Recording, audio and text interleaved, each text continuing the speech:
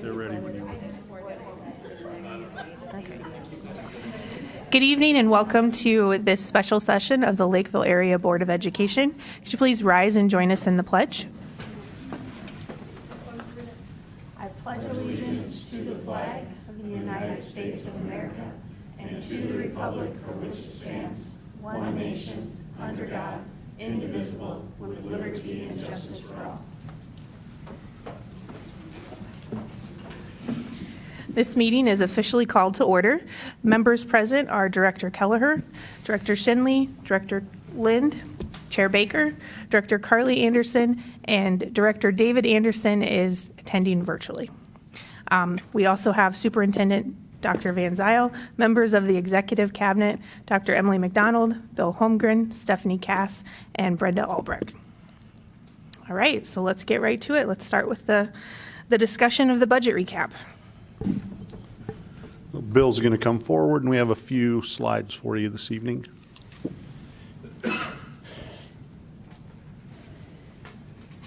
Madam Chair, members of the school board, Superintendent Van Zyl. Yeah, just a quick recap of what we've done so far over the last month. As you know, we're needing a reduction of $7 million to get our budget balanced for the fiscal 24 school year. As of March 28th, we have cut approximately $6 million. You'll see those details here in a second.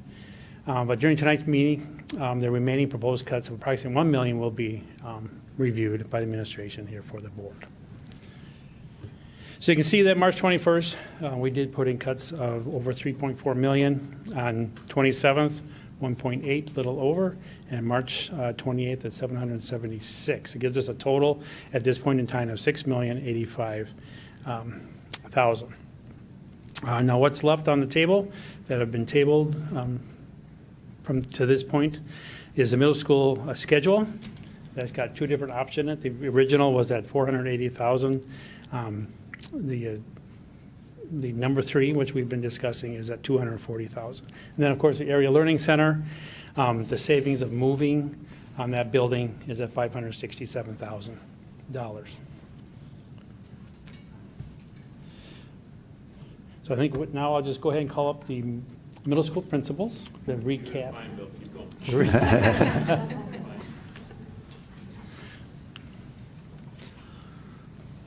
So as they make their way forward, there's just this one real slide. We didn't bring back all the other information that we've shared with you in the past, so they're just going to kind of give you a quick synopsis of what's going on. So take it away.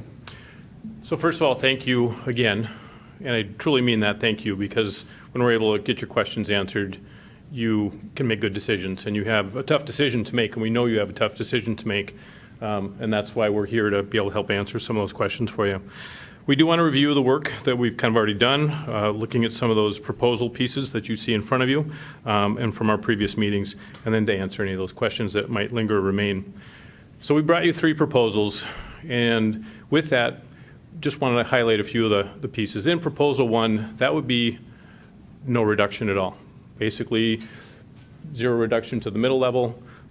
We would keep the complement of FTEs we have. There are some things we do need to do with that, though. Still need to be in compliance when it comes to our arts program. We would look at Explore courses in that complement as well.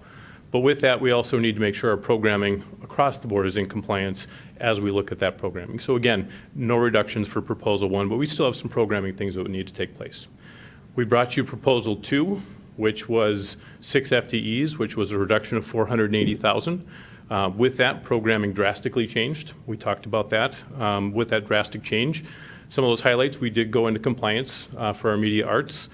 We also looked at the addition of Explore courses, teaming becoming an every other day piece, opposite of flex time that would be built into our schedule, but then looking at a big shift with our ELA as well in how we currently program with that curriculum. And we also brought you Proposal 3 with the reduction of 3 FTEs, roughly $240,000. Again, programming would change. We brought you that. We brought you, I think, 2 different iterations of that as well with Proposal 3 with 3 FTEs. But with that, we would be in compliance when it comes down to media arts. We would, again, shift that ELA piece as we talked about. We would have the addition of Explore courses. We've talked about that as well. And then that returns teaming to an everyday piece as well. So with that, we have brought you multiple.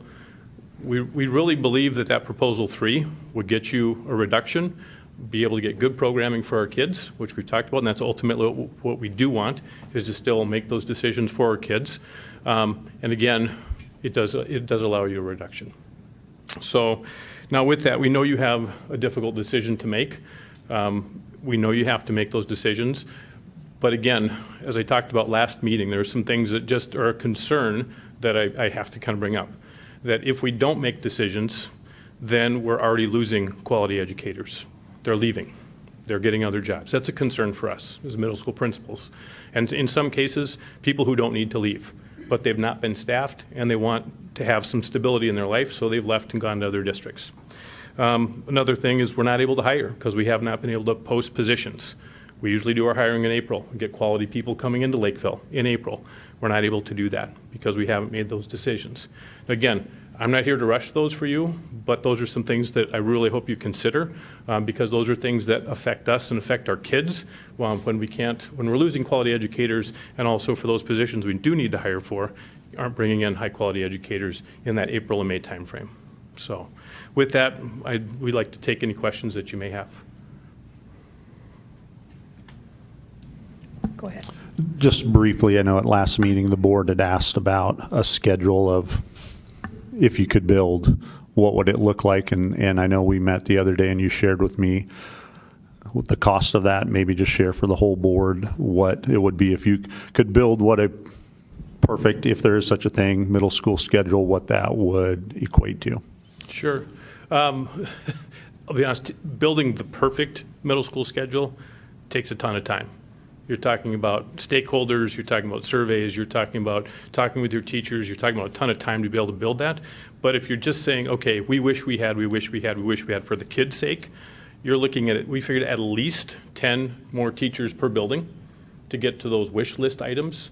You're talking about an expanded day of adding another hour to your schedule to get some high quality curriculum that we don't even have in Lakeville. And you're looking at about 10 additional FTEs per building, which works out to, I think, what do we say, about $2.5 million if you use the $80,000 mark for what an FTE would cost, an educator would cost. So, and that again, that's a guesstimate, because putting together the perfect model takes a ton of time, takes a ton of input to be able to do that, and that takes a lot of time to be able to create for that perfect piece if you're looking at that down the road. So. All right, so we'll go ahead and open up for questions from the board. Just for record-keeping purposes, I want to make sure that we know that Director Thompson just has joined us because he came in after roll call, so he is present. So are there any questions from board members?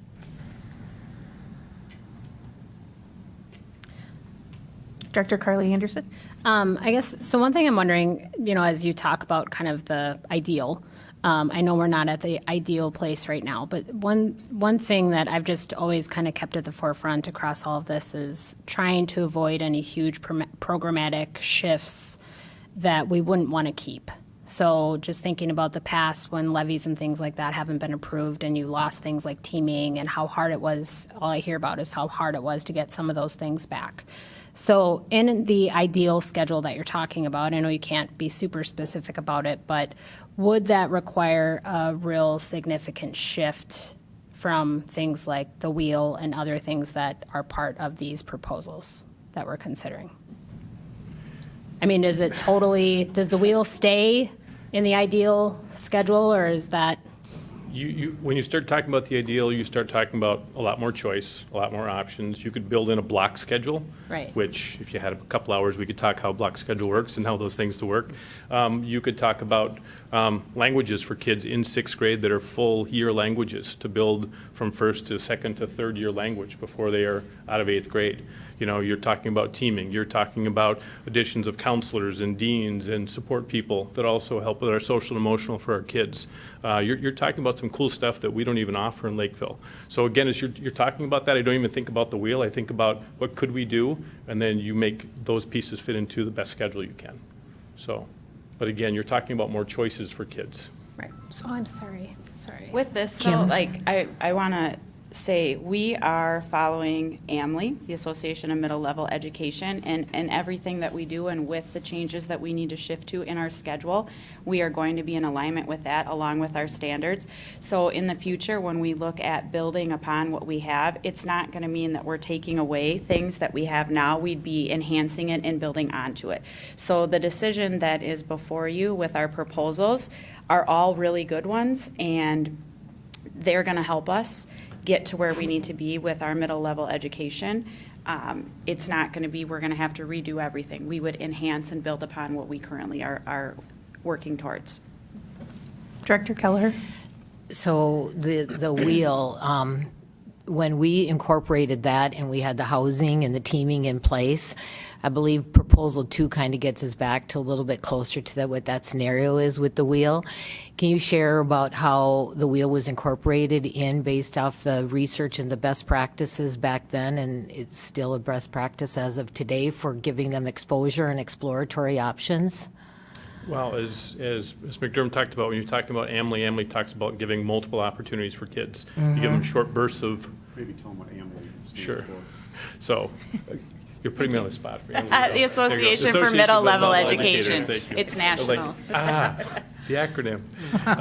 But with that, you look at a short burst of exposure, multiple opportunities for kids, and being able to have that through their day so then they can make different choices when they get to the high school. And those pieces then count towards graduation credits.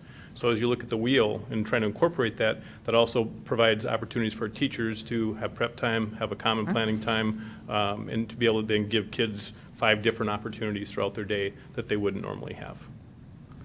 And moving forward, if we were able to add FTEs, the change could be instead of a 5-week course, instead of 5 courses, we would go to 4, so they would take a quarter course, and kids would have choice within those arts requirements. So it's a wheel because they're taking all of them. Maybe we would still have a wheel in 6th grade, but then in 7th and 8th grade, they get choice, and they would have 4 quarter-long classes, along with an option to take like a year-long language. Director Carly Anderson? So does this feel like a step in the direction of where, okay, Yes. okay. Director Thompson? Hey, I'm trying to find what proposal 3 looks like again. Do you have that relatively handy so that we can put it on the board so that folks can see? Don't. No. Okay. Yep.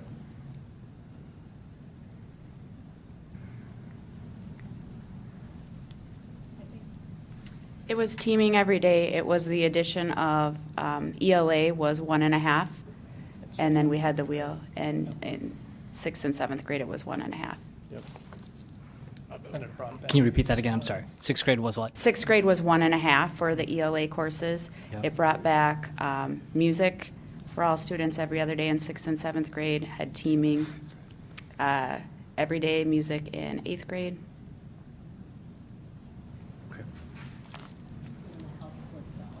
And health, yes, health was the Yep. alternate, and that was just an addition in 6th grade, 7th grade, they have health. Okay. Director Lind? That's at proposal 3 you're describing? Correct. And also it brings back teaming every day. Every day, Correct. correct.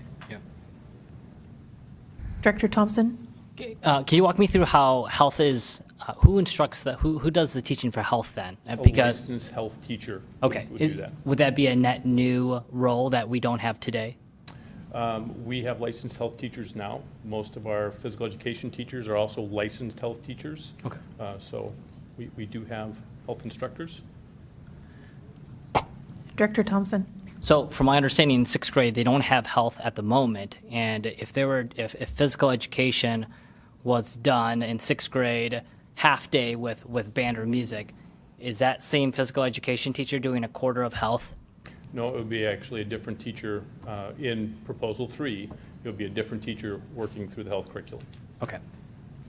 But that's not a net new. Do we need to hire another person, or I guess I'm not understanding the math of how that works. Again, I would have to go through and look through each and every piece and put a name on each and every piece before I could answer that correctly. And that would be the same for any of us. We'd have to go through an entire roster of teachers to see would we be hiring new, or would we have somebody who would be going in there who's already on staff as a licensed health teacher. Okay. But there may be a potential where that we would have to hire a new health Should instructor. be a potential for that, correct. Yep. Dr. Van Zyl? If you remember, their initial proposal was a deduction of 6 staff members. Correct. From the conversation from the board, it was go to option 3 was 3 staff members. So again, you have to figure out where you need the certification, who's certified. That's part of the hiring process through HR. So they're not going to be able to tell you exactly what that looks like, but it's 3 less teachers than the initial proposal being reduced. So it's not an add, it's a restructuring of the needed certifications of staff within that facility. Director Thompson? So can you clarify, not clarify, but can you expand on, if 6th graders don't have health today, what will we be teaching them or going over for an entire semester in 6th grade? Or do we have that baked out yet, or do we not have that baked out yet? Dr. Van Zyl? I guess there's health standards that have to be followed. So we have to follow the state curriculum just like anything else that's there. So they're not necessarily going to be able to tell you today, here's what this standard is and this standard is. That's going to be the health teachers that are going to be in charge of putting that in place. We're under curriculum review right now. Our FIED and health teachers, 612, are going through that. One thing that we feel our students really need is some guidance with the transition from elementary to middle school. Health is so important because we can talk about time management, we can talk about anxiety, we can talk about healthy relationships with peers, we can talk about social media. Our kids are faced with so much these days, and we don't have enough support in our buildings for our student services. So this is a great place to be able to do that and to help not have to cram all of the standards in one 7th grade semester course. We can spread it out over the 3 years in middle level and really give students the added support that they need to be really good students and healthy individuals. Director Keller? So in looking at proposal 2, and that was the initial proposal that you came forward with, I believe. So with teaming every other day, that allows, well, I think when I'm looking at the 2 different proposals between 2 and 3, 2 is the one that would allow educationally more opportunities for the kids, or because there's less teaming but more classroom, right? So I guess I'm trying to figure out, because I personally believe from what I remember about proposal 2 is educationally that's the preferred one for our students. Well, proposal 2 had teaming every other day, Yeah. and then it took those teachers on the team along with our choir and band teachers, Yep. and it grouped kids in probably a group of 30 and gave them an intervention, flex time Yes, and that's what it enrichment. was. Yep. But in going back, when you had tasked us to go back, we feel that proposal 3 is better for students than Okay. proposal 2. We still, regardless of what proposal we do, we still are incorporating flex time in our buildings in various different ways, and we'll continue with that and expand on That's that. what I was trying to remember. Yeah. I Yeah. couldn't remember what that difference was. So you're still, with doing teaming every day, you're still going to be able to incorporate the intervention or whatever into that? Okay. Dr. Van Zyl? And the reason they're able to do that is because they're bringing back Yep. 3 of those staff members. Yep. So with fewer staff, that's why there was fewer things, that there were less flexibility with that, with the 3 staff coming back in to a needed position that gives them that ability to do that and bring the full teaming back in option 3. Sorry. So just to, educationally then, proposal 2 or 3 will work for the students from an educational perspective. It's just whether or not we want to bring back intervention through its own time or incorporate it into the teaming time. Okay. And then my question would be, from proposal 2 or 3, since we are looking at budget cuts and we're trying to make the most bang for our buck, and one way to say it, I guess. When you're looking at the wheel courses, do you have to, like with these cuts, and we're making some cuts here, do you have to turn around and hire different staff members for the wheel? Is that why Yes. we're worried about Yes. that? Okay. Yep, Correct. we will have to do that. Okay. Yeah, so we're concerned about hiring, and then, like Dr. A said, we are losing teachers right now who don't know where they're going to be placed, that are accepting jobs in other districts. Okay. Are there any further questions from the board? Director Thompson? Yeah, so the intro to, I'm sorry, not to the intro to Spanish, but for like the hour 7, the wheel, does that warrant one FTE that would teach that particular 7 weeks throughout, or are you envisioning, it, like, is it 1.2 teachers? I'm just curious how many teachers would be part. Let me rephrase this. The intro to Spanish class, will that warrant one FTE within the middle school? It's a 1.2. 1.2? Okay. Can you help me understand how 1.2 works? Because when I think of 1, they're working all day. I don't know how you get a 0.2. Well, it's an additional course. So teachers contract 1.0 is 5 classes at the middle level, and 1.2 is 6. So they teach an additional course. Got it. So this particular FTE would have to sign up for would be agreeable to do 6 courses. in That a is day. one option, yes. Got it. And through that process, they get compensation above. They do, okay. Yeah, so they don't just get, it's a 1.0 gets paid a certain amount, 1.2 gets paid an additional amount above that because it's an additional class that they're picking up. Director Thompson? So I have hesitations with intro to Spanish being the only world language to be offered. And so I have shared this as a possible consideration where a middle school could be Spanish, another middle school could be ASL, and another middle school could be, let's say, French. I'm just making it up. And then at the following year, those kids rotate, or that teacher would rotate, so that the middle school students would have what I believe you said, a short burst of exposure of 7 weeks of something. And so if we have to hire an FTE in each building anyways, whether it be Spanish or that particular course, I'm just wondering, because I don't know how much you can learn 7 weeks of Spanish, and then again, the next year, 7 weeks of Spanish again. But if the intent is an exploratory concept, that would give 2,585 middle school students more exposure to different things, and the cost would be the same. Was that a fair statement? Let me rephrase that. Would the cost be the same if you had one in each? Now, logistically, it might be more challenging, I would assume, but. The cost is the same, but you're dealing, I guess, we're dealing with programming versus reductions, and that's, I guess, where I'm trying to get us back to. We can discuss programming, but we're really here for reductions. Agreed, but So- but I just want to make sure I understood that the cost would be similar. I mean, it wouldn't change if we. The cost would be programming changed similar. The slightly. challenge that you run into, as you heard from your high school folks, is finding certified teachers to be able to teach those particular areas as well, because the high school struggles with ASL, French. So Spanish is one of those opportunities that we feel that would give those kids the exposure to a foreign language. And then if they felt passionate about a foreign language, then they would have other opportunities that they could take a look at through the high school or online. And if they're able to expand, as they talked about later on, as our programming has the ability to expand, then some of those things are possibly able to do. But again, their challenge is to put together the schedule. Scheduling is an administrative responsibility. That's what they're trying to do, to be able to take a look at how do they provide the best opportunities for our students. And I think that's what they're sharing is, here's what they are saying is, from their educational perspective, the best opportunities to provide our students.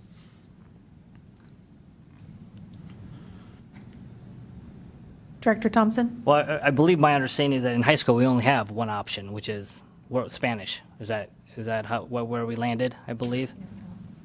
No, not necessarily. I think what we had decided, or what had been proposed to us, was that they were going to keep ASL, but it depended on if they were able to find a licensed teacher for that at the high school level.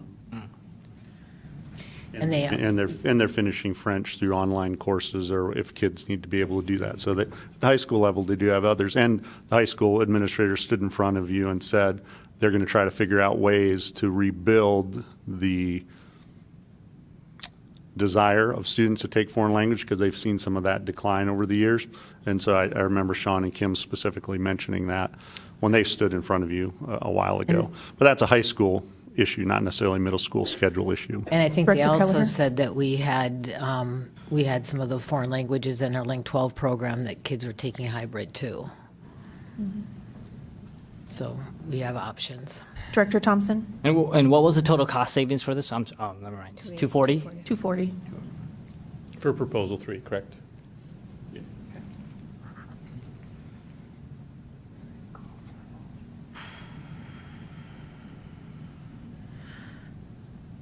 Any further questions from the board? Okay, do I have a motion to approve Proposal 3? So moved. I have a motion by Director Lind. Do I have a second?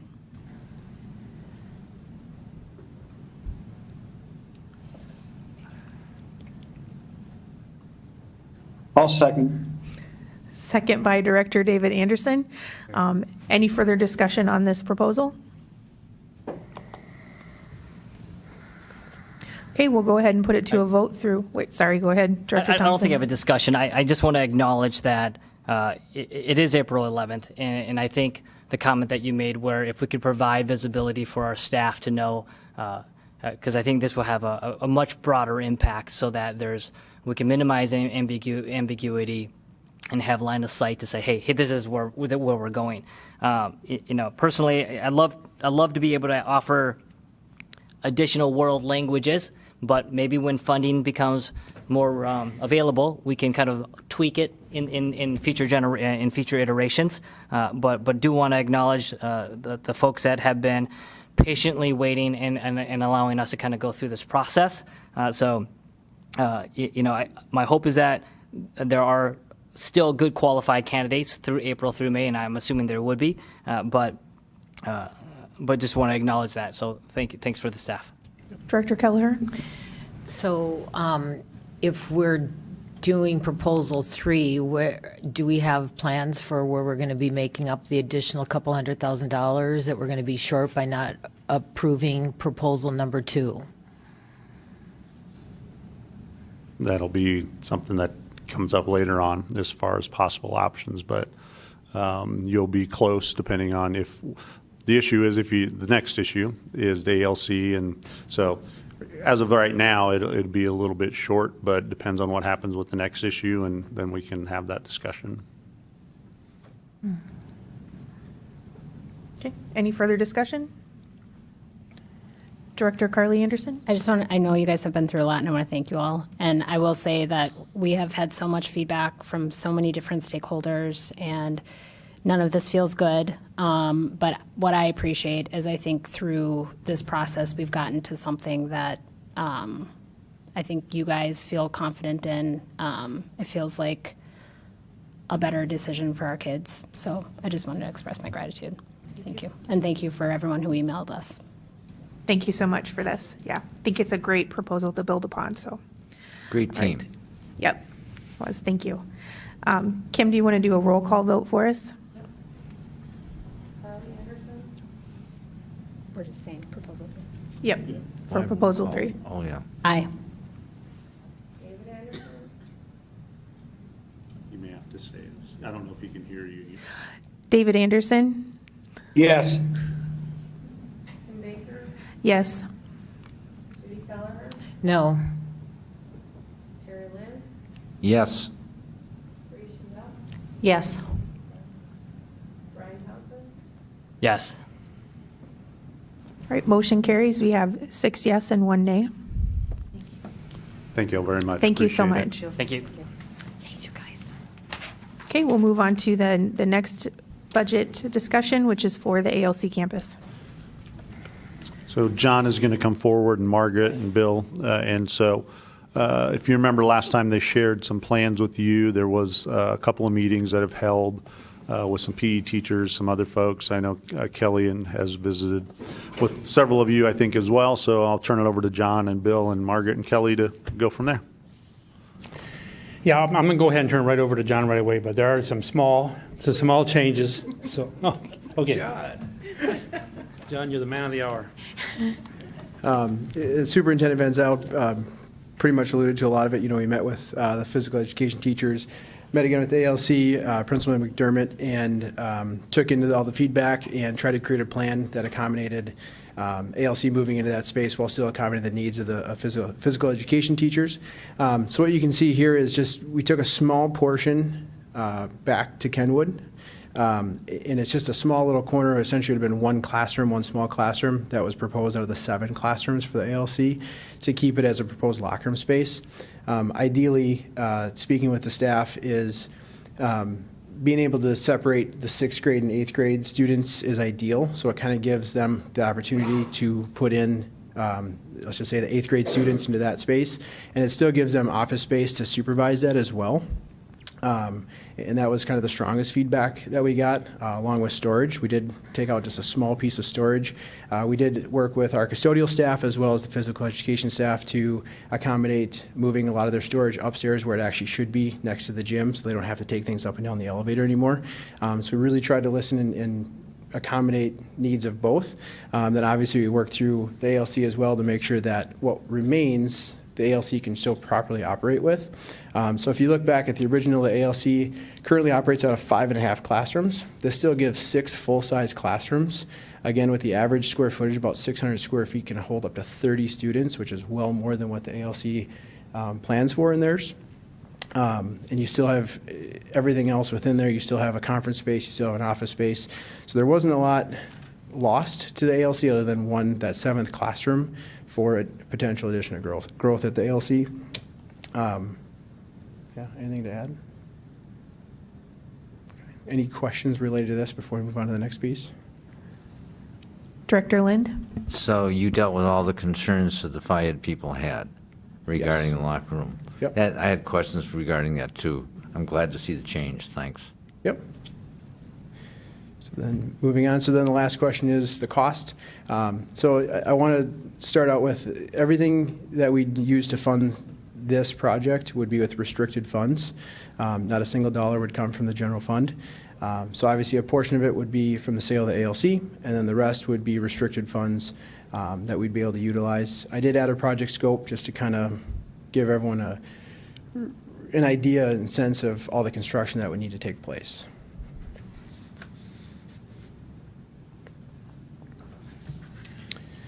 And then again, the potential savings related to the sale and using some of those dollars to offset future or capital funds for curriculum, utility savings, maintenance, and custodial savings.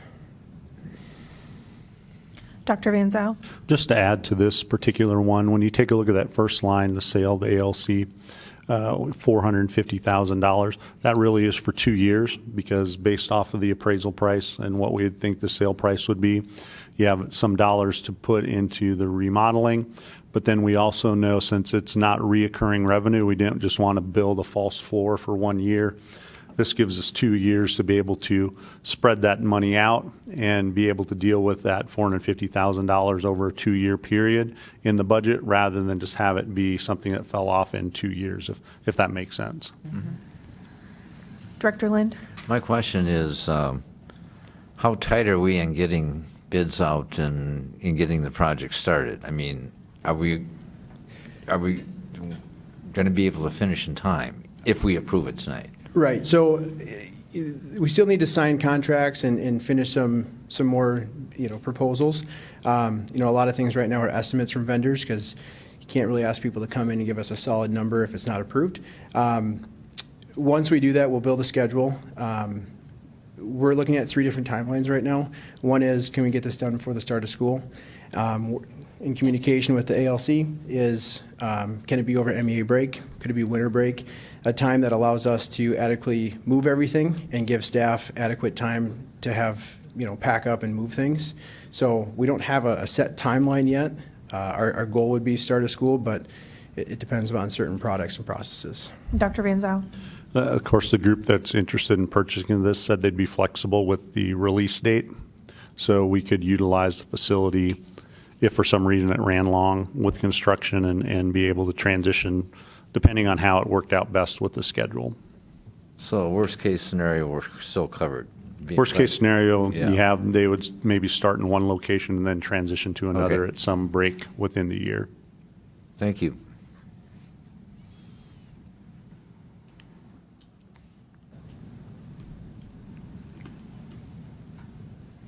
Any additional questions from the board? Did you have more slides? I'm sorry. Nope. Okay.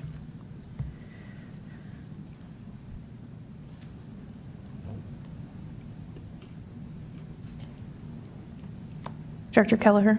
Dr. Van Zyl, or John, were these utilities, maintenance, and custodial, those would be general fund dollars? Were those calculated into the general fund number, or the budget reduction number? They're figured into this number They're of what the figured savings into would be. this number. Yes, ma'am. So, Bill, is okay. that correct? Yeah, the 556 is total, all of it, and we went back and looked. It's not working. It's not working, sorry.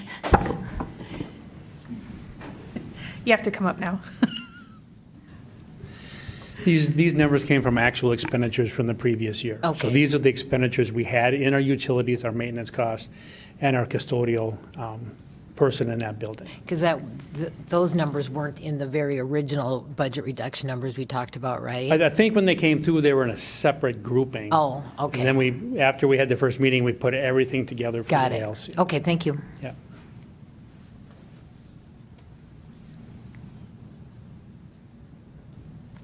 Just one question. I know it was discussed before, and I hadn't heard any more about it. Was there any type of proposal that allowed us to sell the ALC building this year and then lease it from the city or from the buyer? That was something that was discussed at one point. They would work with us, but the cost per square footage would be very substantial. It's like 14,000 square feet for the ALC.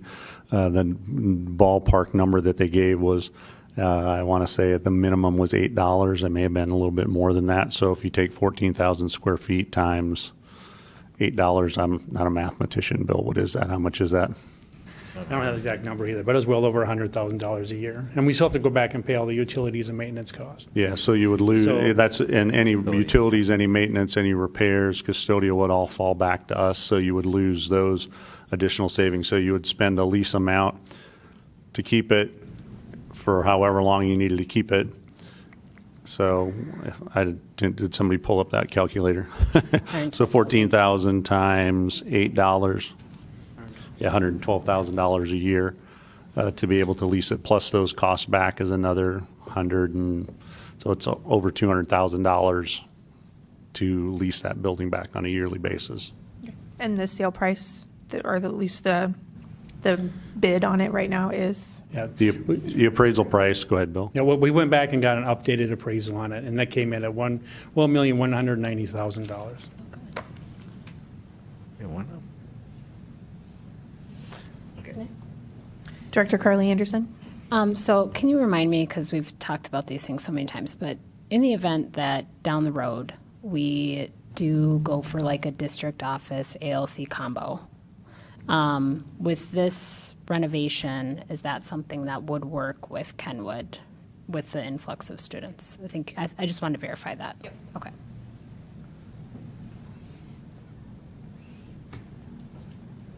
Any further questions from the board? Chair, Director David Anderson? so I'm fine with selling the building. I'm not thrilled about sending them to Kenwood. Okay.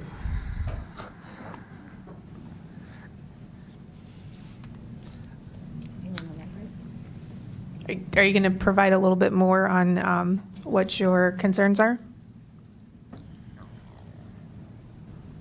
I think there are a lot of concerns from the emails we've gotten, and, you know, I'm just not sure I'm ready to support it.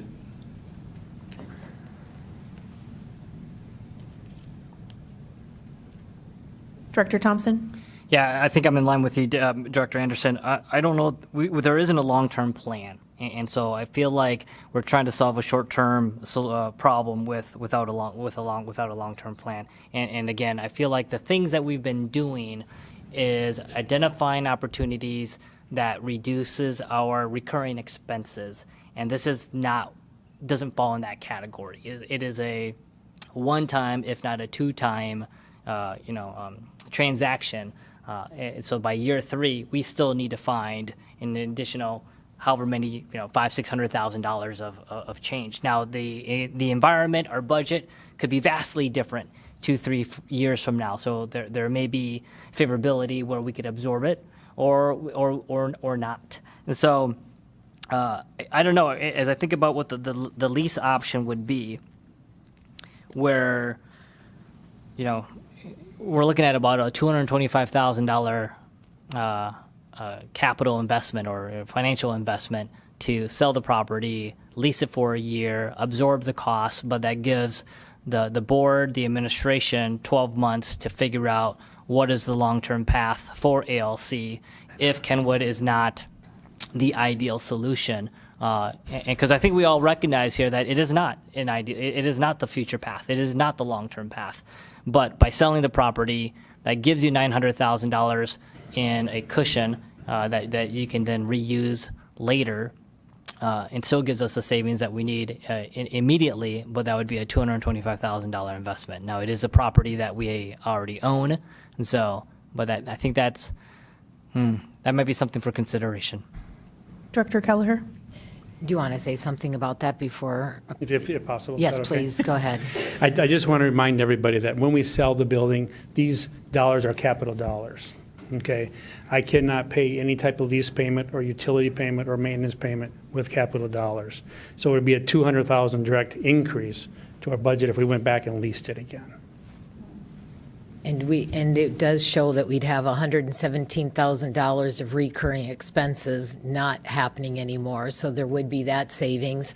And then we would still have to, would the curriculum that we need to purchase then come out of the general fund?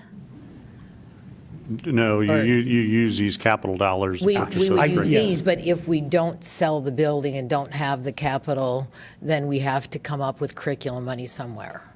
This is correct. So it's a bigger issue than that. And we do have a long-term plan. I believe we had a long-term task force that put a plan into place with the timing on what this would look like. And so we just need to get that back on track with some implementation of what that will be. So even though this is a short stopgap for the ALC, it puts those kids in a better learning environment with real hot food for hot lunches, and nice green space and just a better learning environment overall.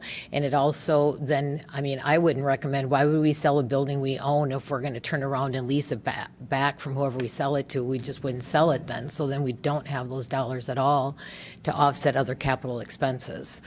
So there's a lot of upside to this and very little downside. Director Lind? Yes, I totally agree. There's a long-term plan. If I'm thinking about that, I think the idea at one point was to put the district office, the ALC, and maybe even our maintenance where we lease into one facility. And like it's in the long-term plan. And as for the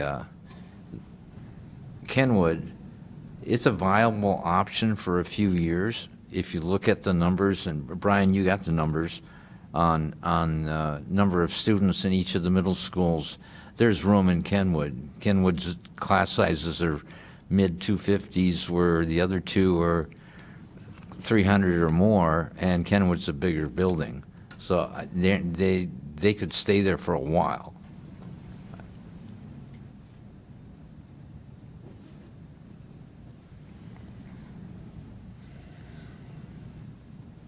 Dr. Van Zyl? There has been a long-range plan in the past that people have looked at through our task force conversation. There was the conversation about an ALC with a career and technical center, but again, you can't get to that long-range component right now. And you also had the information that the Leatherman survey provided to you as far as people seeing the need or desire for that particular thing. So that has to be part of a planned communication, a conversation to roll out what are the next steps. Once we get past this gap and we build the bridge of figuring out a way to get from where we are now to where we want to be, then those long-term conversations I think can spark back up and develop that plan when you go out for levies or bonds and those types of things, because I think that's what we need. We're going to continue to have growth and continue to try to address the needs of all kids, whether it's a middle school student, elementary student, ALC student, high school student. They're all of our kids. We're trying to provide them that opportunity. And we know that there's things, even like we talked about in the middle school schedule, that we want to grow and develop. This would be another area to grow and develop. This, again, was something to bring revenue to us rather than have to make reductions. So without the revenue, then you're faced with what these reductions could possibly look like. And what we'd have to deal with would be a deeper staff adjustment. Director Carly Anderson? So I guess one of the questions for you, Kelly, is because I think I am similarly struggling with like the long-term. I completely see what you're saying and also understand the long-term vision kind of thing with this and remember the survey results. And so I think we all see this as maybe a temporary solution. And if we didn't get levy support for an ALC, DO, whatever building, then we would have to build onto Kenwood to accommodate eventually, right? And so, right? Possibly, depending on if you could, possibly because you would then have this space that could be utilized as classroom space too. So it depends on how much that growth moves forward and how much continues to roll through. So, because when you redistrict and reboundary, we would be reshuffling a little bit when you redistrict and reboundary middle schools. So if this space was available and it's 6 classrooms, you'd be able to 6 times 30 is, another 180 kids. So you would have that space usable, but you'd have to have someplace else for then the ALC to Right, go. that's Maybe what that's I mean. what you're If we asking. didn't, that is what I'm asking. If we didn't get the ALC and DO and whatever building comes down the road, then we're at that point of we can't. So I think the great thing would be if we can remodel the space, we get the approval for the ALC thing down the road, and it's already prepared for the influx of middle school students. But if we don't get the community support, that's the challenge with that. And so it feels like that, I think that's where it's like we have a vision, but do we have the support of the community? And do we think that this move will actually drive support and more support or more, or will people say, well, why did you get rid of that building they were in? And why would we support more? You know what I mean? People aren't going to kind of understand. Sure. And I don't necessarily have a perfect answer for you, again, because I think you ran a little bit into the same thing when you had Crystal Lake as a building, Now it's used. and now it's completely plumb full, and people don't understand that it's plumb full with early learning, and we need actually another early learning center. So it's all about the messaging, the campaigning, the conversations, the visuals that people see, the conversation that they hear from staff, the conversation that they hear from you, from a board. So I think, this is just my opinion, I think you can get there, but it's not something that's going to happen in 2 weeks. You know what I mean? It's something that's going to happen over time. Because we also, I think, will struggle a little bit, as the survey showed, with people thinking that we have enough space. Because when the new elementary school comes online, they think that there's going to be enough space. Well, they forget that we're growing 200 or 300 kids a year across the district, and that eats up a lot of space. So I think it's doable. Can I tell you exactly what it's going to look like right now? No. But I think that's where you have to have more in-depth conversations. And John or somebody, or Kelly or Margaret could speak to this as well. That space is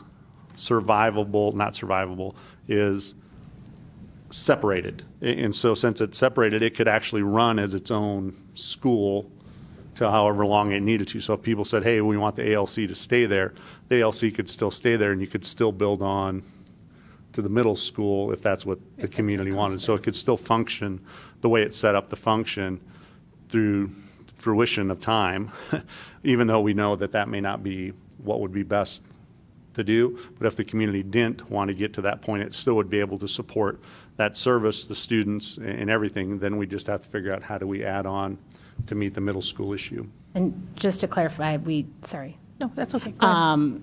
we did say there's money somewhere to do that addition, because we wouldn't have to like levy for additional dollars to do an addition for Kenwood. Is that true? That's actually not true. Oh, that's In not true, order- sorry. In order to do any addition to any building, we'll have to go out for a bond issue and ask Or bond, sorry. ask the public for funds to do it. But there's, I think what you're saying Isn't there something? is we have some no tax increase bonding authority left. Okay. That will continue to grow. It's right, this year it was like at 50 million. Yeah. So there is some authority, but you still have to go out to the community to ask for them to approve it. Okay. Yeah, so I guess just to reiterate, we can go out to the public, ask for a $50 million bond. That won't increase their taxes. Okay. But we still would have to ask them Sure. for it. Thank you. Director Thompson? I don't think this isn't a question, but just more of an observation where, obviously, Lakeville is a growing community, but with recent economic conditions, I'd be curious to know if that path that we were envisioning maybe a year ago is still the same path, with interest rates at 6, 7, 8, 9%. Houses in our community are $300,000, $400,000, $500,000. I don't know. It almost makes sense where maybe we should have a quick reassessment of what does that future projection might look like, and how that may play a part in this particular decision. But that's just my 2 cents for now. Dr. Van Zyl? Having visited with the city manager of Lakeville and of Elko New Market, things have slowed down a little bit, but it's not grinding to a halt. They're still experiencing growth. And I think just like with anything, any businesses, the economy plays a factor into that. And so depending on how things swing, you could have a slowdown, you could have a pick right back up to where we were. So I don't think that you'll get a perfect picture doing that, but they don't feel like things are going to come to a screeching halt. They still project growth in both of those. And you got other areas other than those two that are continuing to grow within our district as well.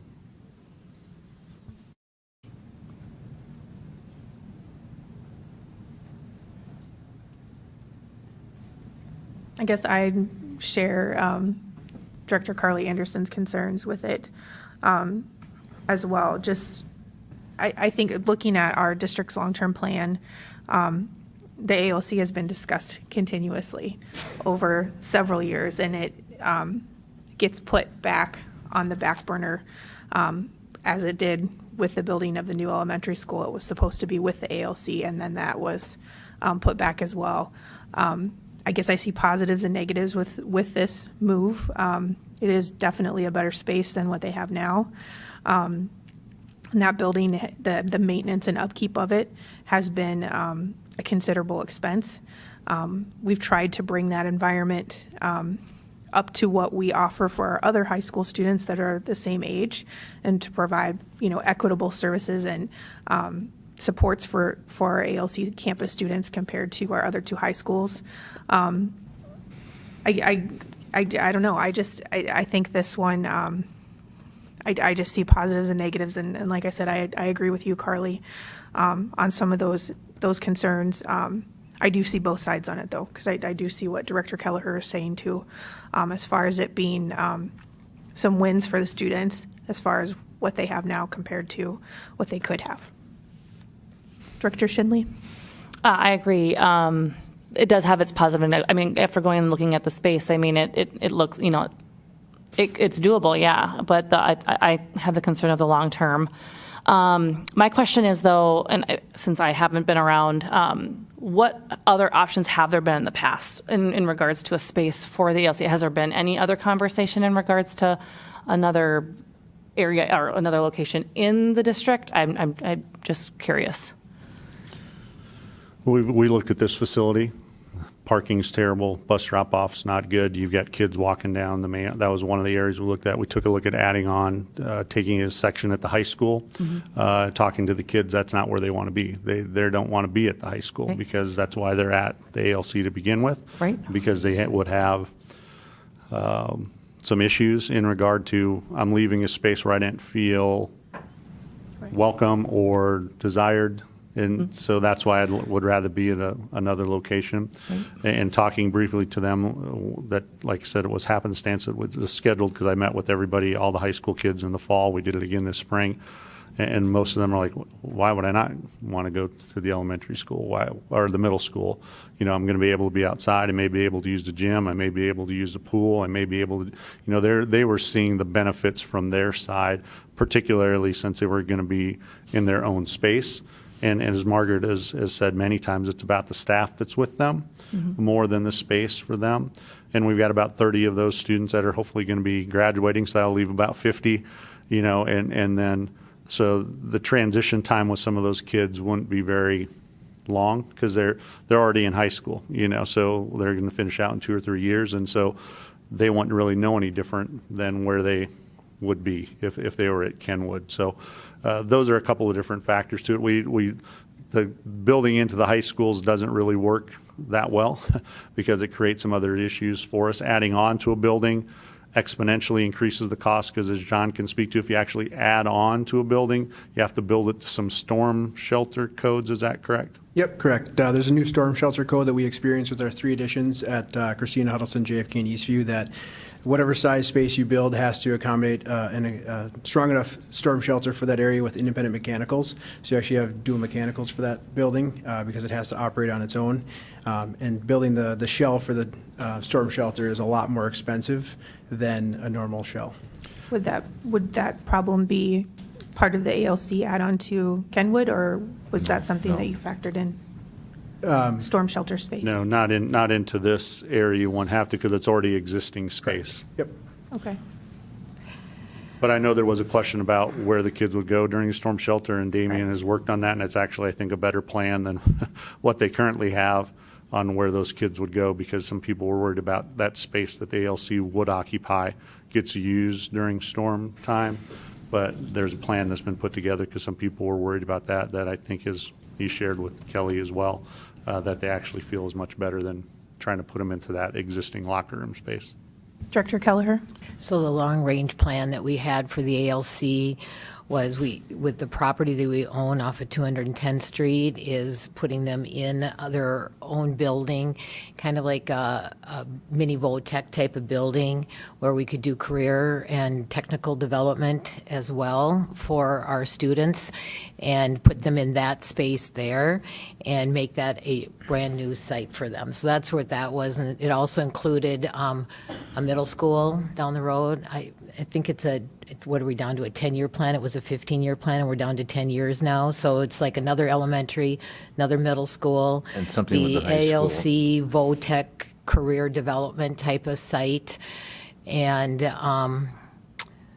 was something else that was in there. So, District office, right? Oh, yeah, in the district office.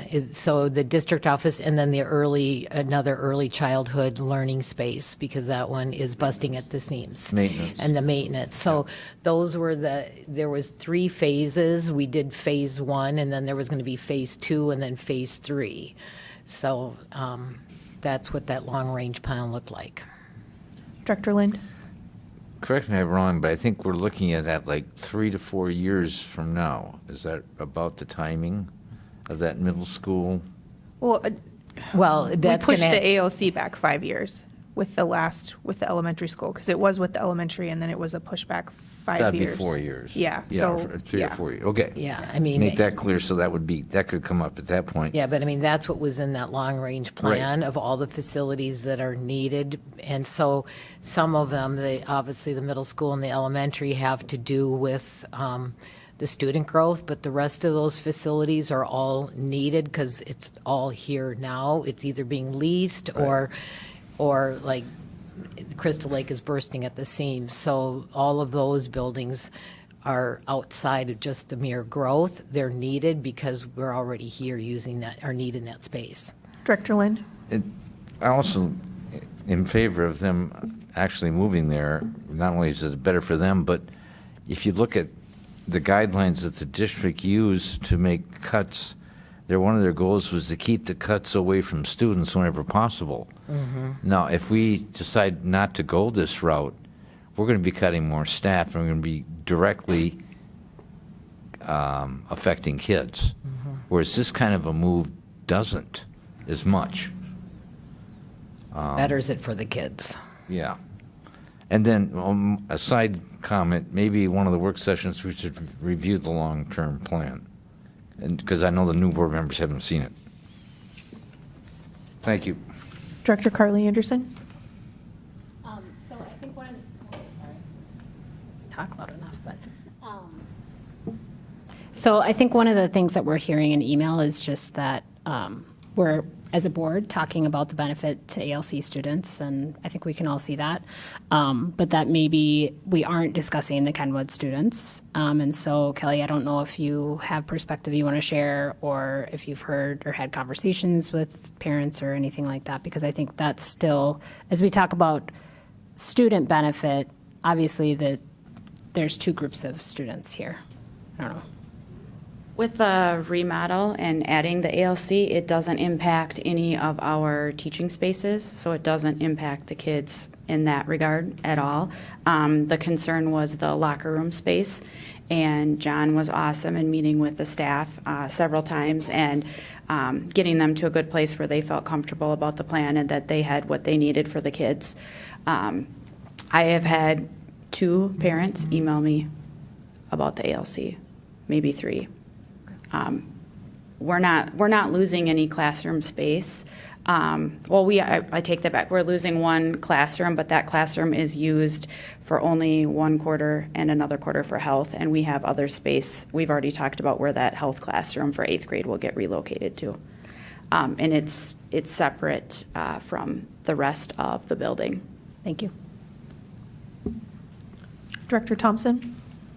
Hey, Bill, Mr. Holmgren, when will we get our first look at the 23-24 budget? I mean, we have a $180 million budget, and we're talking only roughly about $6.5 million of it so far. And then my second question to that was, when does the budget need to be officially approved by a school board?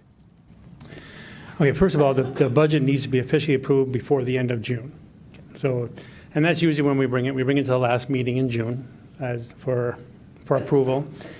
Before that, we have a very hard budget of what we think it's going to be by the end of May, so you'll see it a month ahead before you need to take action. And now in the late April, we'll give you the first blush. We are really hoping that the state legislature would take some action, so we actually can give you some hard numbers, because everything right now is a variable. So we have some ideas of what we think will happen, but we'll be presenting that in a couple weeks to you.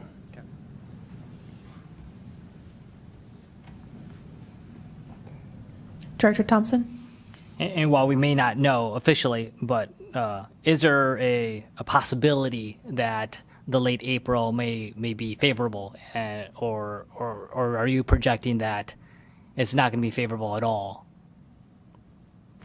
I think there's 2 ways to look at it. First of all, yes, I'm saying there's some pieces to it that's favorable. There's no doubt about it. But at the same time, we have some policy issues that are going to cost us a lot of money if they get passed. So that the changes in policy might use up every new dollar that we get. And without knowing what that is, I really can't tell you, if we're favorable or not for next year. Okay. So hopefully it's a short time period, but we're watching it very closely. Any further questions by the board? Can I just ask one question about the locker room space? Because I know that you did some really hard work on that and redid that. What's the difference in square footage there with the locker rooms that were proposed before to this one now? Just asking because it was a concern. Yeah, so you're roughly probably about 1,200 square feet on one side of a locker room. With one of these locker rooms plus the pool locker room, you're at about 1,000 square feet, which matches what Century operates out of today. Okay. So if you consider comparable size-wise and how many students Century's fitting in their locker room space, these 2 additional locker room spaces plus the pool locker rooms would equal what Century's operating out of today. Thank you so much for that. I appreciate it. Any further questions? Okay. Do I have a motion to approve the ALC sale and relocation? I'll make a motion. Motion by Director Kelleher. Do I have a second? I'll second. Second by Director Carly Anderson. Any further discussion? Okay. Kim, could you do a roll call vote for us, please? Let's start with David Anderson. David Anderson? No. Kim Baker. No. Judy Kelleher. Yes. Terry Lind. Yes. Bree Schindley. No. Ryan Thompson. No. Carly Anderson. Yes.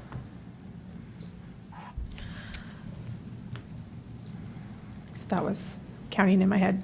So motion 4-3. 4 Right. noes. 4 noes, 3 yes. Yep.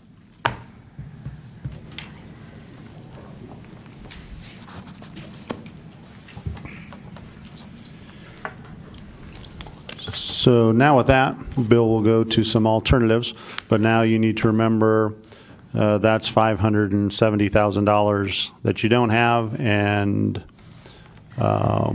you went from 4 something to 280, so there was a significant, you're still about $700,000 short of the $7 million target, and I will tell you, these items aren't going to get you there, but feel free to, I think there's some things that can get you a little bit of money.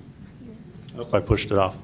There's a couple items on there that are there, but you'll see they're not highly recommended by anybody, and then the one that's on there is going to get you about 40,000. So go ahead, Bill. Yeah.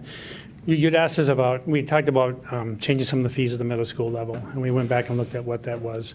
So changing the middle school fees by $15 hasn't been changed for quite a while, but it gets us about $40,000. So that is something that we could do, we can consider.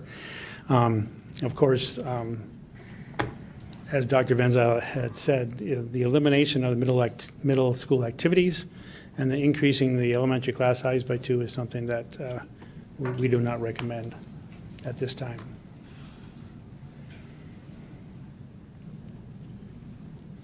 Dr. Van Zyl? I think the first one that's on there, the middle school activities, as Bill mentioned, it's been quite a while since that's been increased.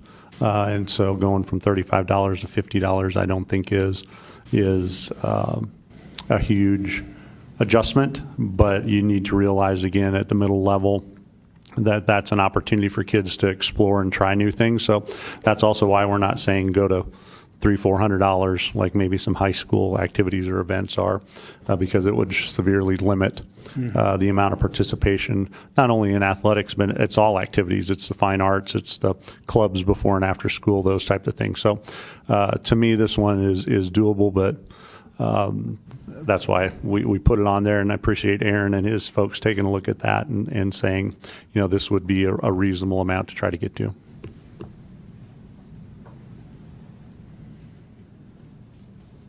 Any questions or comments from the board on any of these reductions? Director Thompson? Yeah, Mr. Holmgren, can you share with me what the average or what the fees are for middle school activities? Well, first off, at the club level, they're $35 an activity. So this would change it to $50. The sport activity is a little higher. I believe it's $100. They are $200. So are we increasing it to 250, or was it 100 and So we're increasing it to 200? Yeah, here we're looking at $15 change. A $15 change. 15 for each. Okay. Fine arts and athletics.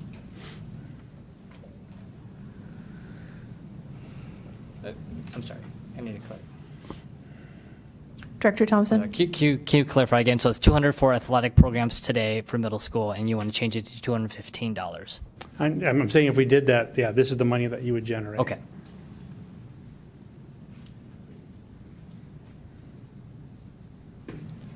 Director Carly Anderson? Did you say comment on any of these things? Yes. Okay.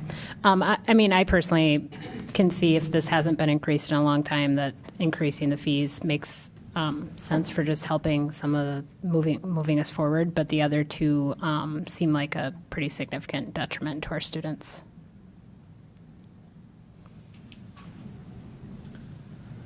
I agree with Carly.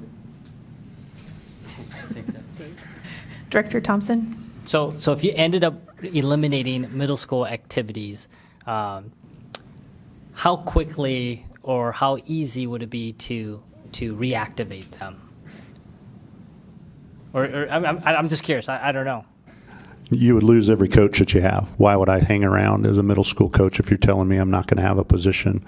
And that would also jeopardize 1,700 students, because it's not only coaches, but you have teachers that are teaching clubs and other things that get stipends for those types of things. So I would tell you it would jeopardize quite a bit of your activities to do that, is my opinion, and having experienced some reductions in other places. When you start touching activities, you really are impacting the lives of kids. Even $15 is going to impact the lives of some families, because it does make a difference on what they're going to be able to do. Director Thompson? So I think you touched on They have stipends, the coaches, and they, how much is that? Do we pay per year? I'm trying to remember the number. What happens right now is the fees that we collect almost cover our coaches, okay? But we have the administrative side that still is a cost. So, they're paid as a coach fee, just like they do for the high school. It's a little lesser fee at the middle school level. But we don't know how much. Well, I'd have to look it up. I remember the total dollar amount, and I'm going to look at Aaron. I want to say it was about, total amount for activities and everything was over $300,000 for everything, if I remember correctly, and I don't have it in front of me. The initial dollars we went and looked at was around $500,000, the total cost of the program. But of course, then we put the fees against it, and that's where this number comes from. Okay, the 231. So we're covering about half of the cost of the program with fees from the kids. Yep. Director Lind? When you say cutting middle school activities, that includes all sports, that includes all clubs, that includes any after-school activity that would be offered at the middle school level, Yeah, that's what this number is, yes. whether it's speech, theater, that would all be gone. Yep, Keep cuts away from students when possible. yep. Director Thompson? I'm curious around the stipend piece still, because I'm like, how much does the district pay out of the general funds towards stipends? At 231,000. Okay. And that's just at the middle school level, right? Yes. Okay. Here's the budget, Brian. This is all of the amounts for this year for each of the things that we pay. Brian, are you trying to get at what that 231 is, the 231,000 is the net with what we pay out Yeah. and what we bring in? So when we cut it, we're not paying out anymore and we're not bringing in. And so the net savings is the 200 and savings, if you want to call it that, is 231,000. And you're impacting 1,700 to 1,800 students' Yep. lives. Yeah. Yep.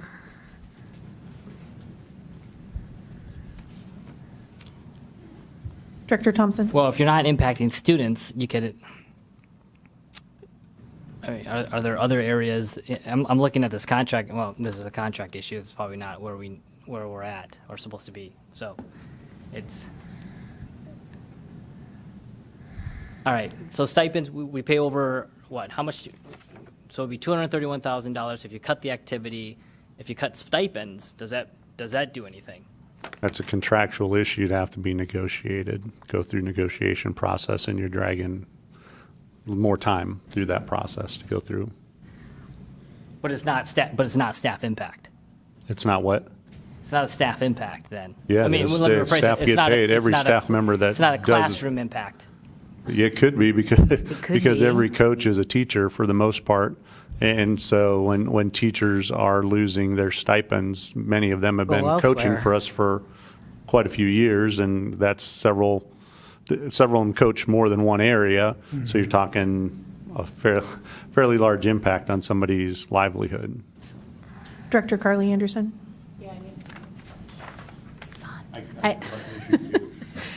I mean, I think it's obviously about the staff and the stipends, but also I'm just thinking about middle school kids getting off the bus at 2:10 or whatever, and what they do with their time if they're not in activities. And it's such an important time for them to be with friends, not on digital kinds of things. A lot of them don't have parents home to really monitor. So, I mean, I am very adamantly against eliminating the activities or increasing class size. Director Shinley? I agree with Carly. Being a coach myself and also with the increasing class sizes by 2, I think that would not be a good choice just for middle school activities, the mental health issue, the health, making sure they're exercising, getting out there, just exploring and doing that kind of thing. That's super important. And it's also important in the classroom and adding more kids to a grade level. that's just a really hard thing to consider, I guess, being a teacher myself. I guess that one I really would like to stay away from. Director Lind? But we knew that coming in, that this is what they were going to have as alternatives. So anything that we voted down, we knew we were going to have to look at this. Yep. So I have an issue with that, frankly. I totally agree. You raise class size, it's not going to go down. It takes so many years to get the class size because it's expensive. That's why. Director Kelleher? Yeah, I mean, there's nothing, that's why I asked the question before we voted on the ALC, what the alternatives were, because nothing has changed. This is totally going to impact our children. The class size increase is not a solution. Even where we were at today, we don't have what's considered lower class sizes around the metro area. Am I saying that correctly? Yeah, we don't have low class sizes, so that's not an alternative. And the middle school activities, something this district is extremely proud about is our fine arts, our speech, our debate, our mock trial, our sports, and middle schools help feed all of that. Those coaches develop such great relationships with our kids and the advisors. I mean, what activities do for our kids and keep, like, we have 74% of our students participating in co-curriculars, and to have something like that is the healthiest environment that our kids could be in. So along the line, like Terry said, the decisions we made, we knew this was going to be on the table, and that's why I asked the question when we voted down the ALC is what are the alternatives? Well, this is it. So I'm really concerned that we're now moving in, and if it's not this, it's cutting more teachers. And it just thoroughly concerns me that we're here now and we're talking about how our kids are going to be impacted and how we're going to cut more staff. Director Carly Anderson? Yeah, I think I have been struggling with the ALC decision for a long time, but I think after sitting through the kind of latter part of our budget meeting last night, I don't see how we get there. We don't have that much money anywhere else. And so I guess I'm wondering what we do if we don't approve those two big numbers, because I think those are both, I'm pretty confident that most of us would agree that those two things combined would get us to that same number of the ALC, but we probably wouldn't want to vote in favor of that. So then what if those get declined or denied today? What happens? Would the Finance Committee care to share about? That's what I do think would be. What your meeting was about? Sorry, I know I'm jumping in. I do think that discussion probably would have been helpful for informing voting tonight, just because there's,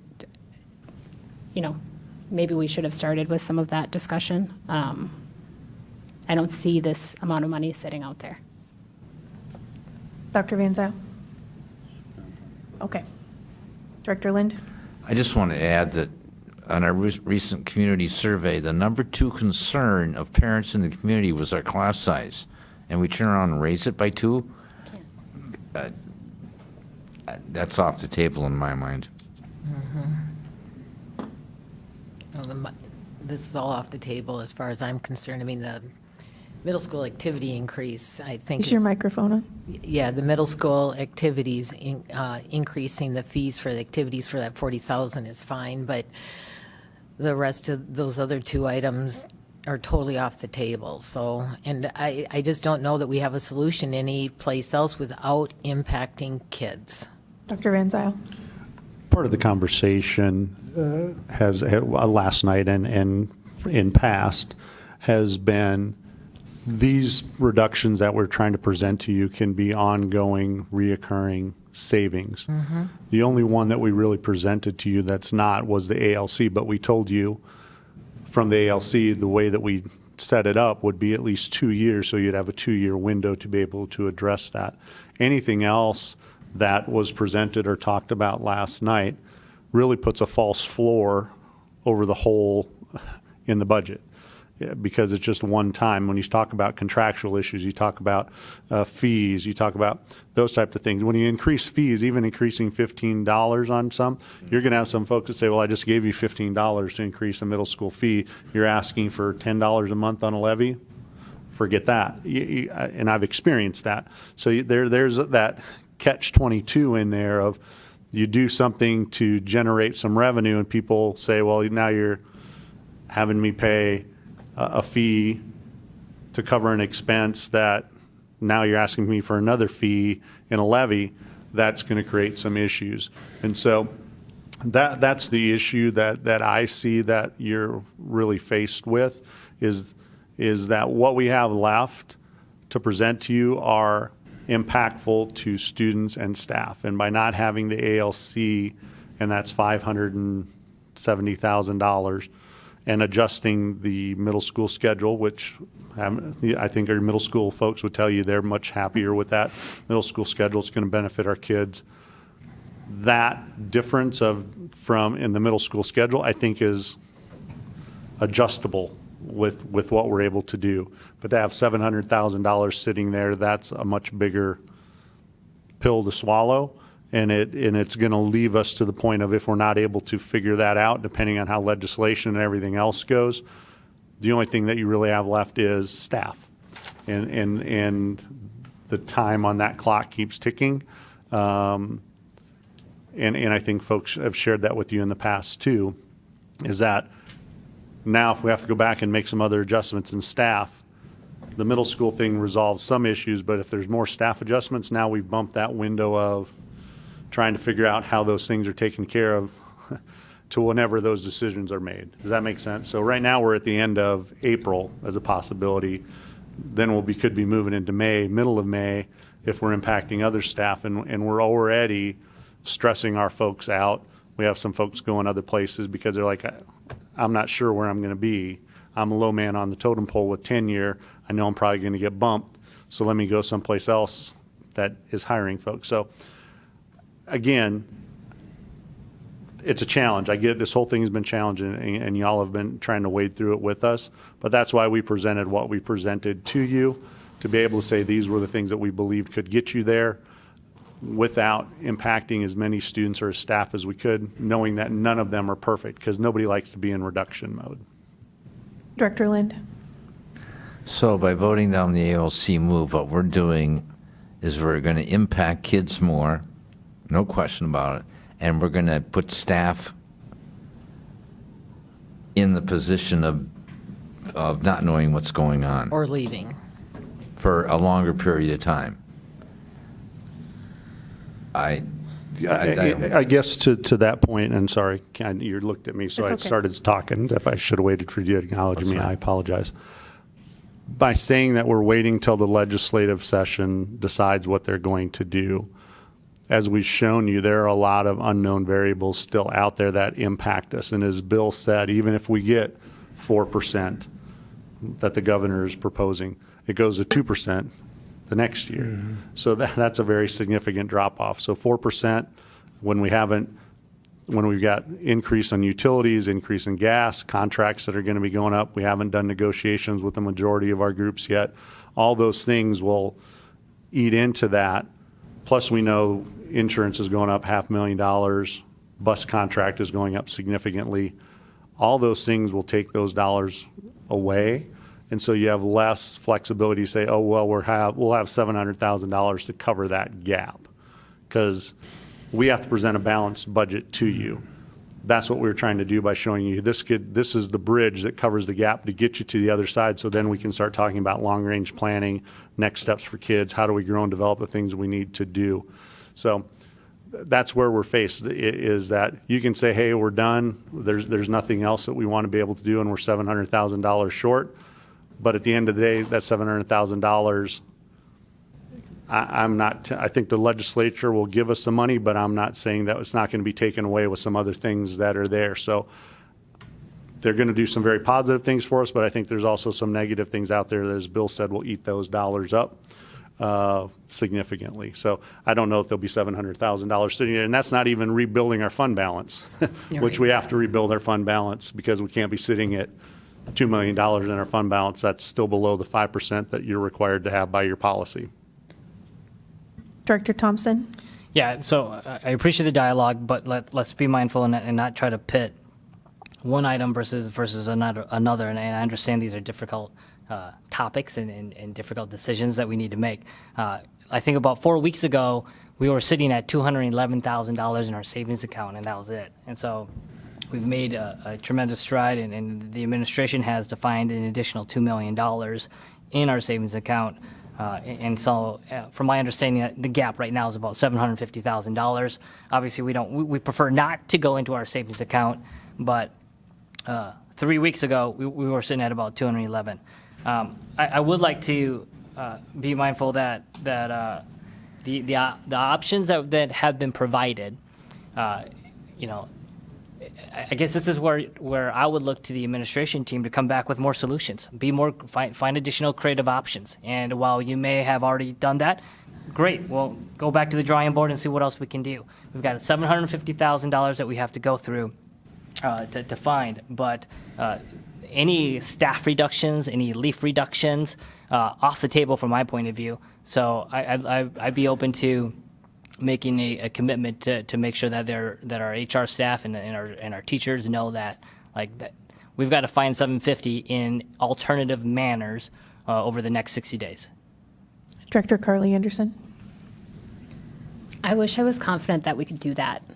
And I think that last night at the budget meeting, because I just want to make it clear that several of us went through all the teacher survey data, because that was something that I personally felt like we wanted to see what the ideas of our educators were. We have looked at emails and things like that. Like $750,000 is a ton of money. And, we've heard over and over again how much of our budget is staff. And so I don't think we get there by taking 5 here and taking 5 there. And I don't know what to do with that. I don't think anything that comes before us is going to be something that feels like it's not having a major impact. And maybe I'm wrong, but and then everybody, and I think there is this balance of we've received a lot of emails about appreciating our questions and appreciating the process and the transparency, and I think that is good for our public going into the fall with the levies that are going to be on the table. But I think we have reached that point of this is creating way too much stress for not just when we think about our teachers, but also the admin who have to be thinking about our future. So I would rather wrap this up much sooner than I would rather wrap this up now. And I don't think anything better is going to feel like, oh, that makes sense, and that doesn't impact kids. I don't know. Director Lind? I think asking the DO to go back to the drawing board is kind of impossible in some regards, because 80% of our money is salaries, and you're telling them to go back and don't cut anybody, but find $750,000. That's not going to happen. It's just not there. And if it was, they probably would have presented it to us already. Dr. Van Zyl? Your only viable solution is that you eat $750,000 out of the savings account that you just put into there. If you're not going to impact any other staff, if you're not going to impact a student, if you're not going to impact, the only thing you have is to drop your fund balance back down by $750,000. And then hope and pray that the state government gives you that much more plus back, because that brings you back down to $1.2 million, which is not even About 0.5%. about 0.5%. Excuse me. So, that to me is if you're asking for another option, that's really the only other option that I see that you have on the table. And thankfully we have it. Without those dollars in professional development that we had, you wouldn't even have that as an option. I would be telling you would be cutting a foot off of the body in order to get those things done. So to me, that's your only other viable option, if that's what you so choose to do. Board is going to take a 5-minute recess. Thank you.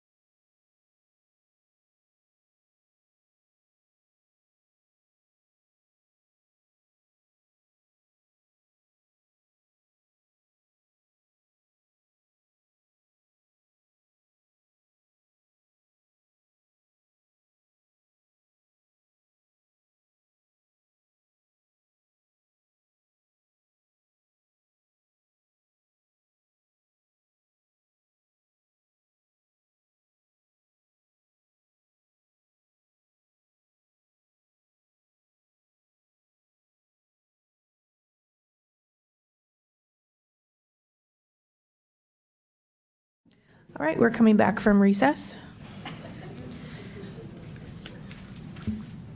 So we were discussing possible proposed budget reductions based on the decision about the ALC. Can we have that slide up? Sorry.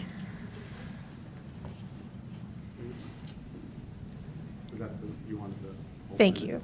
Yeah, the ALC or the alternate one? the alternate ones. The alternate here. Right, because that's where we were. Yeah. So before we just make any further discussions, were there any alternative reductions that board members wanted to make a motion on or have further discussion on?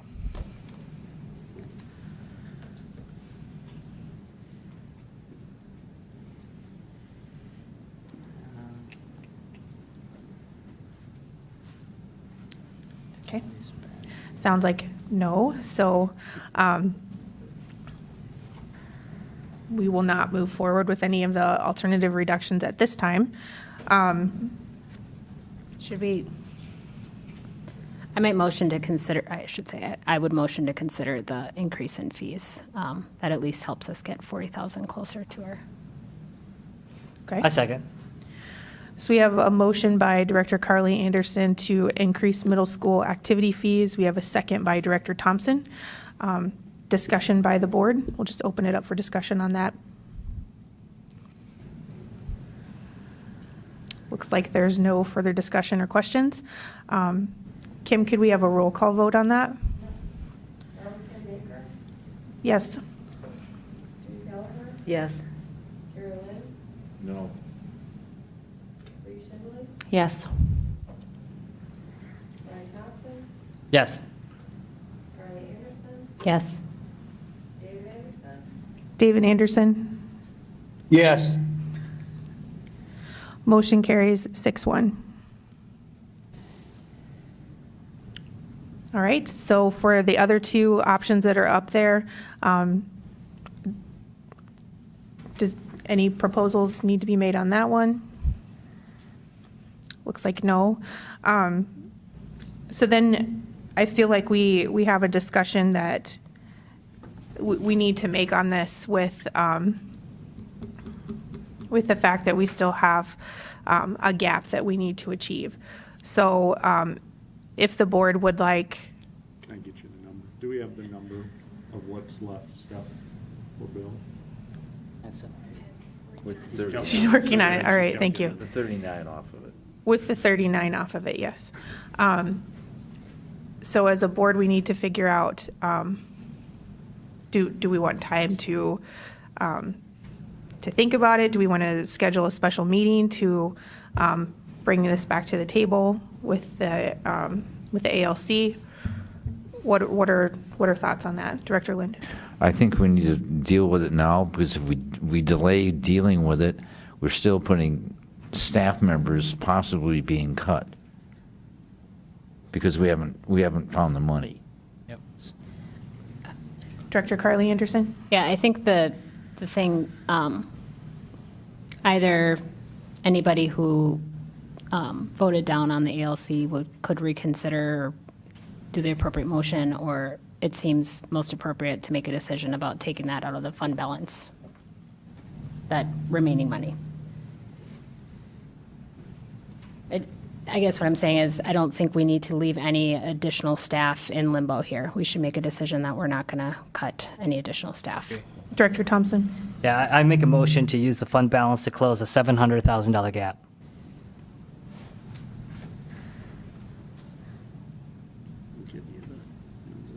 He's getting. I'll the exact second number. that. I'll second that.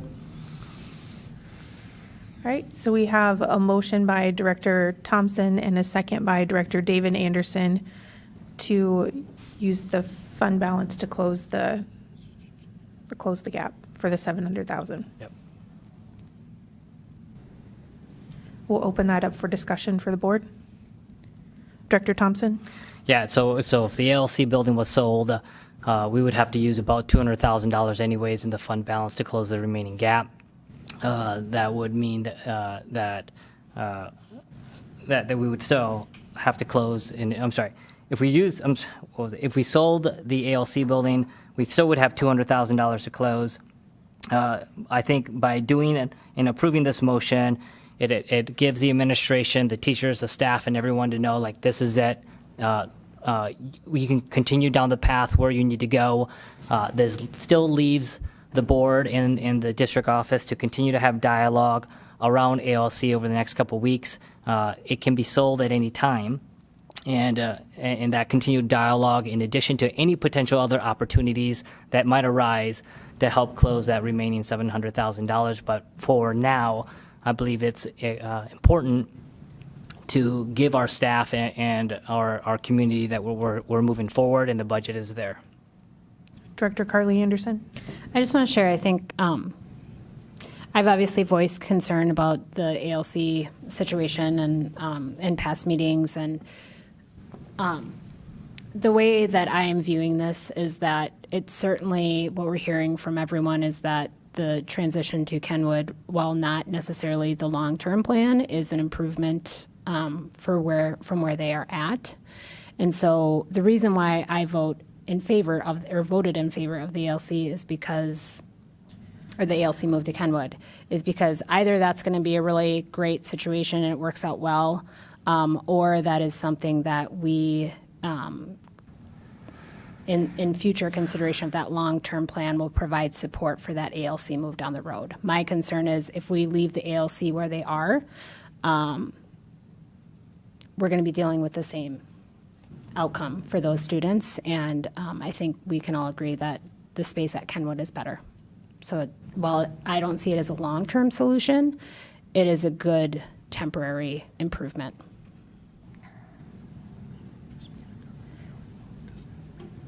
And helps us get closer to our gap Chair Baker. without draining the fund balance. Director Kelleher.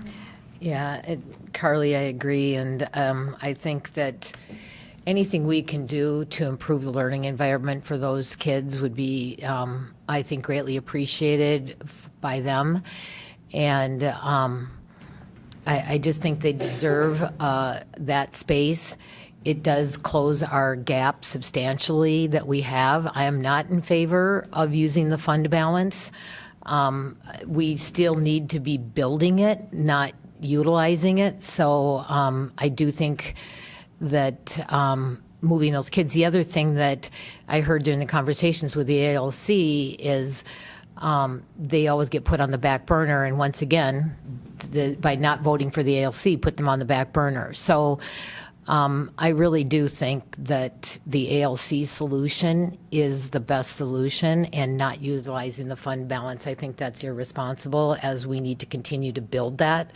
And we don't know what's going to be coming down the pike, and $2 million in a organization like this isn't a lot, and we need to get up to our policy, which is 5 million or 5%. So that's, as a board, what we should be working for is getting to what our policy states, which is 5%, and not utilizing it and making it less.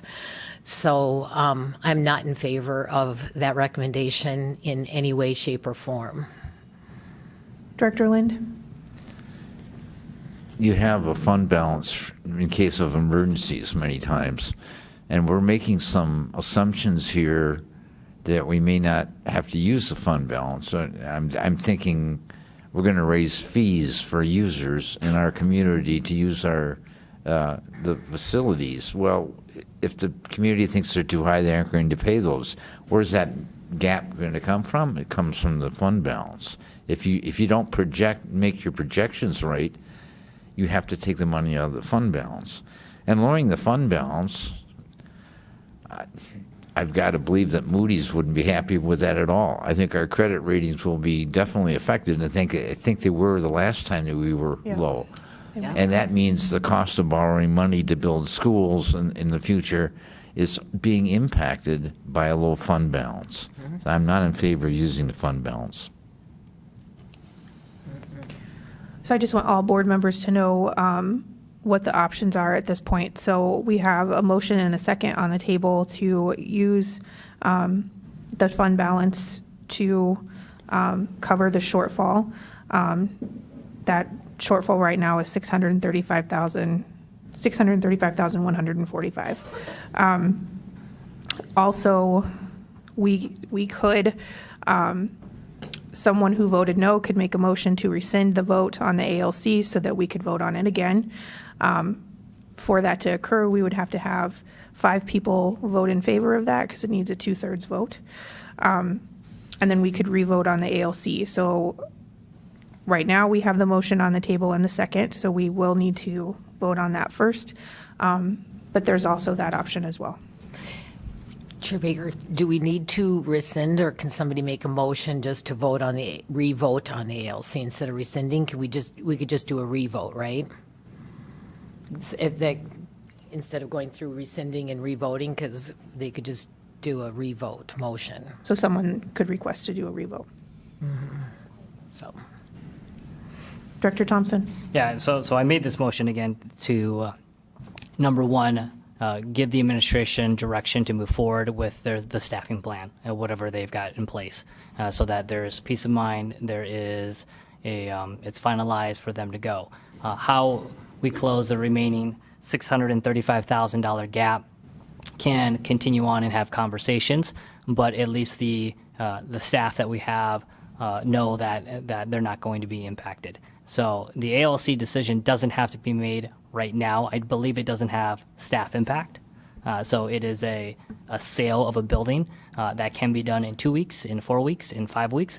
I understand Director Lynn's point of view where, yeah, I don't want to use the fund balance. We shouldn't. But I'm also proposing that the objective today is to make sure that our staff know, this is it, you're good, continue down your path, and then for the board to have continued dialogue where it makes sense. Dr. Van Zyl? I would say the same thing is true of the ALC. If you vote to sell the ALC, as I shared last night at the budget meeting, $150,000, I'm not as worried about, because we still have a couple of months left of school that not everybody has spent their entire fund balance. So if we're talking about $150,000, $175,000, it's probably there. But it does the same thing as what you were just saying. Selling the ALC basically says to our staff as well, everything is taken care of. We can move forward with the staffing plan. So both plans can get you there to be able to do that. So it's not one will do it and the other one won't. They both will get us there. Director Thompson? So then if we end favorable this year with an estimate of $150,000 potentially, I don't want to say extra, but in favorability, then your $635,000 target is roughly $475,000. Is that a fair statement? Yeah, that would be accurate. Okay. The only other thing that I would say is that by delaying, if at some point they decide, as a board, you decide to sell the ALC, that does impact the kids that are a part of that and the staff that are a part of that. Because as John kind of shared, the timeline of getting construction done, even though there's flexibility, there still are going to be staff and students impacted by that decision. If it's delayed, if it's like, hey, we're not going to do it, and that's where they stay, then that's where they stay. But if it's, hey, we're going to wait and then maybe still sell it, know that that still impacts families and kids and staff, because at some point during the year they're going to be moved. And it's not only the ALC kids, it would be the Kenwood kids as well, because then that's a whole different experience for them as well. Director Thompson? And is it my understanding that earlier, I believe that the timeline is not set in stone yet? We still need to approve it. Then you have to procure the materials and timeline it. So the move will potentially may impact. It may not be available by spring, by fall. Absolutely, and I think that's what we shared earlier. It depends on the lead time. It depends on the people. We have the contract documents already prepared. City council would have to vote on it, those types of things. So there's still a little bit of work that would have to be done. I don't know how close that gets us to it, but I know looking at John, he's like, oh, we're already pushing the envelope. So it probably isn't something that would be ready on the very first day of school, even if it happened today. Okay. But I think anytime you start somebody in a location and then have to transition them, there's more minuses than pluses to that. Director Carly Can I just Anderson? clarify something? Thank you. When we originally talked about the ALC, it was a $1 million sale estimate, and then the new appraisal came at 1.19. 1.19. Yeah. So is that additional money a part of any of this? Because that would. It's factored in there. Okay. Yep. Okay, It's I'm fac- sorry. That's Sorry about that. that's the construction component, and then the dollars spread over 2 years to offset the Okay. I didn't do my math. Thank capital you. bill, capital prices. Director Thompson? And so with the updated number, then, so the fund balance technically, the motion is roughly, well, we anticipate roughly 475 is what would be consumed from the fund balance as a target. 475,000. That would be an estimate An based estimate. off of what I just shared, that we'll probably have a little bit of money left out of some of the budgets Yep. at the end of the year. So I think we're safe to say 150 to 175 would be the range that we'll probably have. Okay. So yeah, whatever that is off of what is the 35. number I give you, 635? Director Carly Anderson? I usually just leave it on. Do we have to vote on the We have to- fund balance thing before any? We have to vote on the motion that's on the floor right now, which, Or they can withdraw their motion. or they can withdraw their motion. Yes, that's correct. So we have a first and a second, first by Director Thompson and a second by Director David Anderson. Director Thompson, do you wish to withdraw your motion? I do not. Okay, so then we would need to vote on that if there's any further discussion. Okay, Kim, can you do a roll call vote for us, please? No. No. No. Yes. No. David Anderson?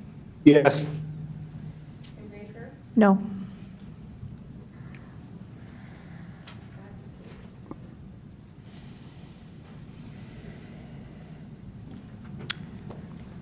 Okay. So I guess our next discussion item would be if we want to do a revote on the ALC. Director Carly Anderson? I would like to revote on the ALC. Can I make a motion? Okay, so we have a motion by Director Carly Anderson to do a revote on the ALC. Is there a second? I'll second. Second by Director Kelleher. So we'll open the floor up for discussion on this. Director Shinley? This is like so hard. I'm really having, I have such mixed emotions and mixed feelings and mixed, I look at the long-term plan, but I also look at what's good for the kids as well. And this would be a really good space for them at this point. And like, again, with the finance committee last night, it was, the numbers are not there when it comes to that, with the big chunk of money that we are looking for. Do I feel that this is the best option? No, but I think when it comes to the kids and where they need to be, that's just my thoughts. I would agree with you on that. These aren't those kids. These are our kids. And it's hard for me to vote to take away their space and their building, even knowing that this space is better suited for them, because that isn't the long-term vision that we've had as a district for our students, which was why I initially voted no on that. Also taking into account the middle school population and the growing numbers, even though we do have some statistics around how much enrollment Kenwood can handle with that. It's never an easy decision when you're making a budget cut, and any way you look at it, it is impacting our kids. So when I think about this, and I know that I've said this before, and I know Director Kelleher is with me on this. We want so much more for our students, and I just have that vision that the ALC campus gets their own building instead of a shared space. So I would hope that if we vote to approve this tonight, that it would be a short-term solution for the ALC. Director Carly Anderson? I just want to share that that would 100% be my goal, that has always been the vision, I think, that we have as a district, and how we get there is maybe just a little bit of a different path than we would hope for. Dr. Van Zyl? I think that's everybody's goal from the administration side of it as well. I think you've heard us talk about that we would prefer that it was probably a facility connected to a career and technical center or something else that not only helps our high school students, but our ALC high school students have more opportunities to be in enjoying the hands-on opportunities that can be given to them. So I think everybody's on the same page with that.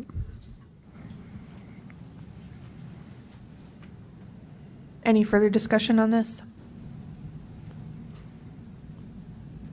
Okay. Kim, can you do a roll call vote, please? We're voting for the ALC move, yes. Yes. Yes.